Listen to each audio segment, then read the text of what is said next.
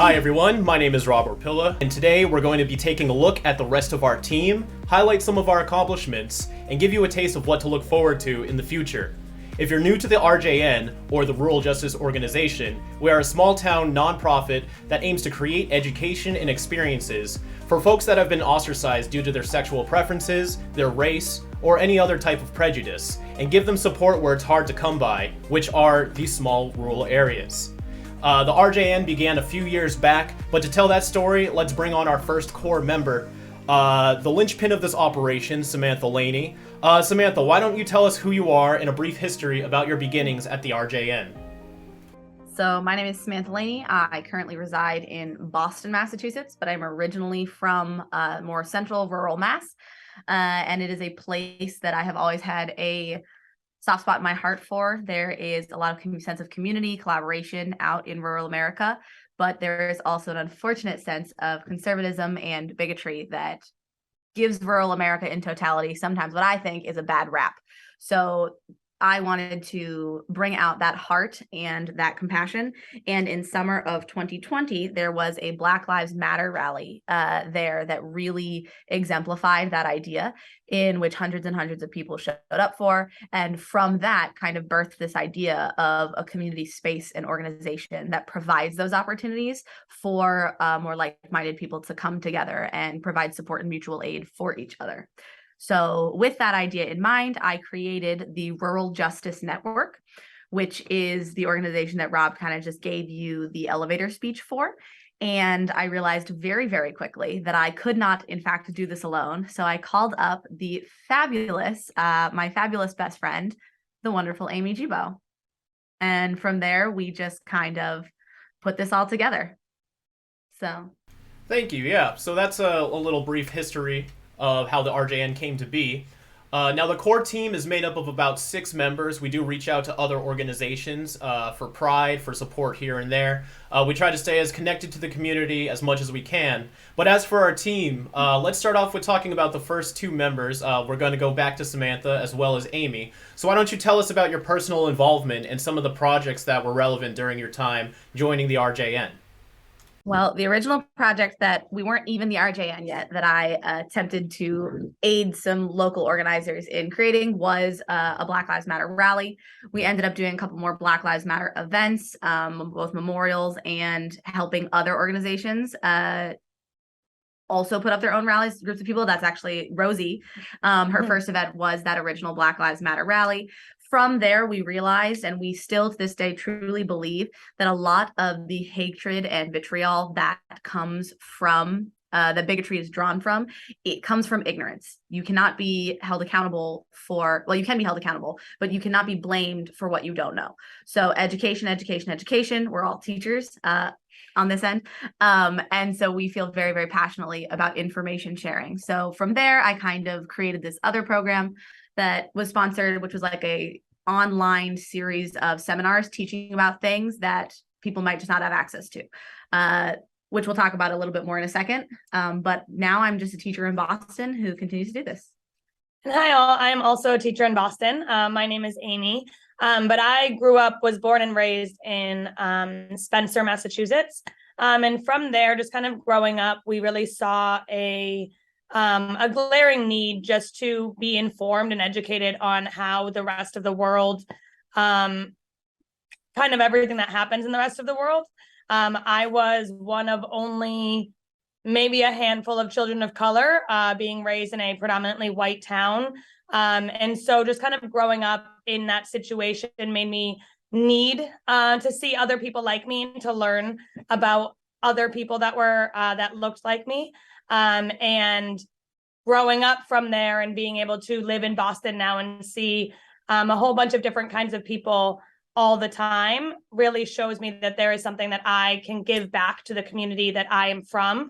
And that is kind of where I joined the RJN. I thought it was a really great idea, something that's definitely really needed.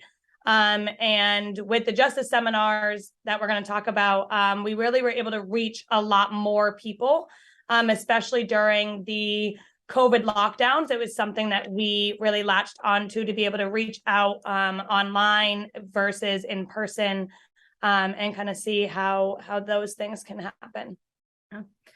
So the justice seminars, basically we would pick a topic each week that was a topic that was largely passed over in public education systems, especially public education systems located in rural America.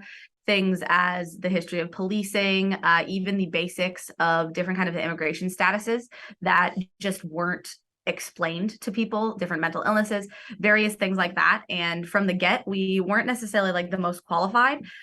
We didn't have experts on our team yet. We were really just trying to share information that we had access to that people where we were from didn't necessarily. And through that program, we actually met some really, really cool people, not just from where we were from, but from rural places all over. And it's actually how we gained some more members of our team. Thank you. Yeah, so now we've heard a little bit about the humble beginnings of RJN as well as the two main founders of the RJN. But as you said, the team needed expansion in order to produce more projects, gain support in areas that we might need help with. Everybody's weakness is someone else's strength. And to talk about as the team starts expanding, Corwin, you were a very early member of the RJN. Is that correct?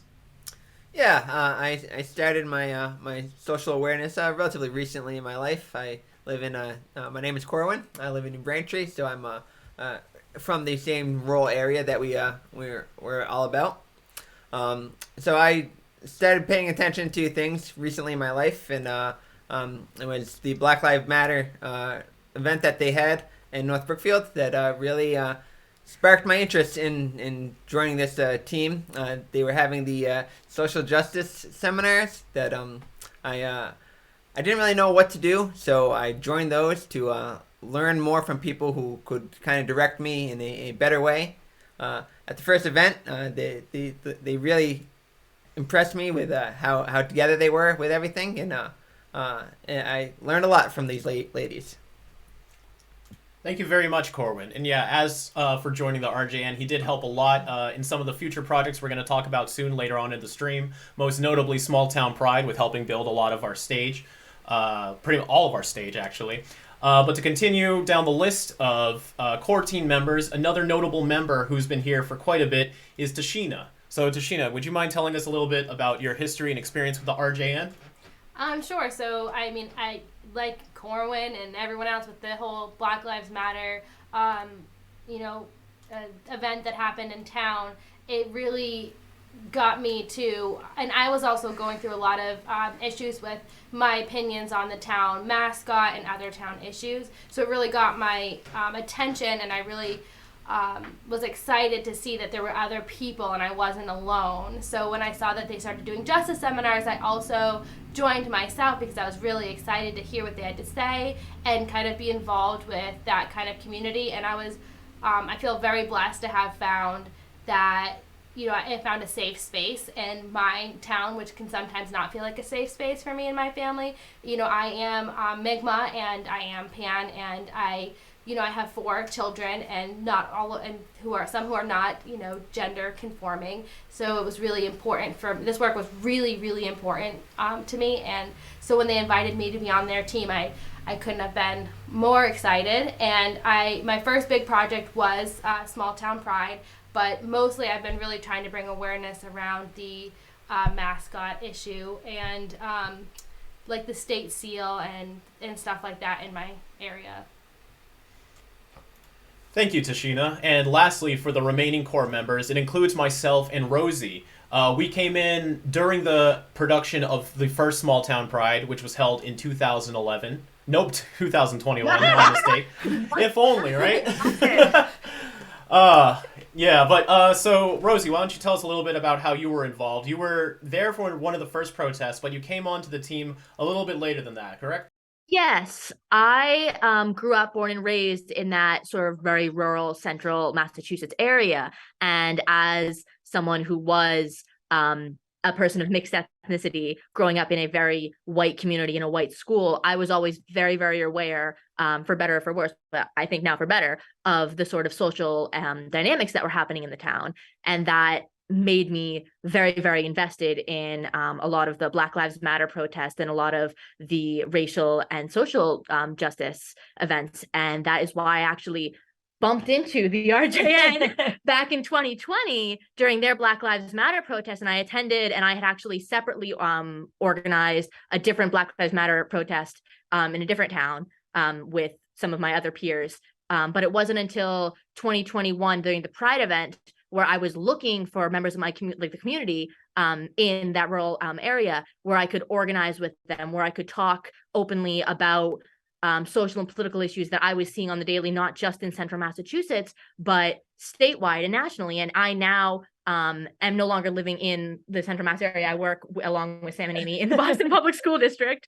So education is very, very clearly important to me. But it wasn't until 2020 where I actually found the RJN and stuck with them and started working on projects with them in terms of Pride, working using my skill set as like graphic designer to reach out and make it accessible for younger people and people like me who were just desperately trying to find an organization to cling to that was moving in the direction that we wanted to see in that town, which was very difficult to find at the time. Yeah, I came on board around the same time that you did as well, during the production of the first Small Town Pride. I saw a couple of social media posts where they were looking for help and support in any fashion, whether you had a specific skill or just generally wanted to volunteer and help put on something special for the rural area. So I wanted to get involved, mostly just because I felt like I had the opportunity to be involved. Sometimes I think the motivation to try to help out these communities can just be as simple as if you're able to do something, then you should do something. So I attended a couple of the meetings, and I was just trying to see little holes here and there where I could perhaps fill in and offer my assistance. I do a lot of different graphics, social medias. I had my own booth there to try to, attract more attendees. But overall, like after the first year was a success, I was very fortunate to become a core member, and thus had a little bit more of a hands-on role in Small Town Pride 2022. Which would also, I feel like, was a step up from what we did last year, and we're aiming to make Small Town Pride 2023 an even larger step up. We're now a tighter group. This is year 3. We have a lot of experience that we didn't have prior. So on that note, why don't you guys tell us a little bit about some things that they can look forward to for the RJN in 2023? So our big thing is definitely Pride. We are pushing to be bigger and better every year. And in the last couple of years, we have definitely done that. The first year, but like this entire organization, we were building the plane as we flew it. We largely were flying by the seat of our pants. And we had some great guidance from some local groups. No Woco has been an endless source of guidance for us. And so this year we are kind of expanding and already have so earlier I guess technically it was 2022. We did our first partnership with a restaurant and did a big Pride bingo night as a fundraiser, which was a huge success. We are looking to, in the coming months, put together a gay prom for people who may have not been able to go to their proms safely or comfortably with their partners and or any allies that missed their prom because of a pandemic. So to be able to go to a gay prom that is adult centric and just have a safe space is going to be really exciting and fun. And then in the summer we will be doing Pride 2023. We are still working out the details, but details to come. And if you would like information on those as they become available, please follow us on all of our socials. That's correct. All of our socials are now available in the link tree, which is attached to the description of this live video, as well as a handful of them are on screen right below us. All these projects are going to be developed the more this year goes on. You can, if you want to get involved, please contact us at ruraljusticenetwork@gmail.com or seek out one of our social medias. We're very excited for this year, and I feel like it's going to be a big success, and hopefully it will bring a lot of new positive experiences and reassurance and build a stronger community for those that might not have these access in the rural areas. But on that note, thank you for tuning in to our first stream of this nature. We're hoping to do a lot more, but if you want to make sure you can catch them live, please follow us on Facebook, we're on Instagram, we're on Twitter, or you can watch the recap in our video section on Facebook or on our YouTube channel, which is also in the link tree. I hope you all have a fantastic rest of your week, and thanks for tuning in.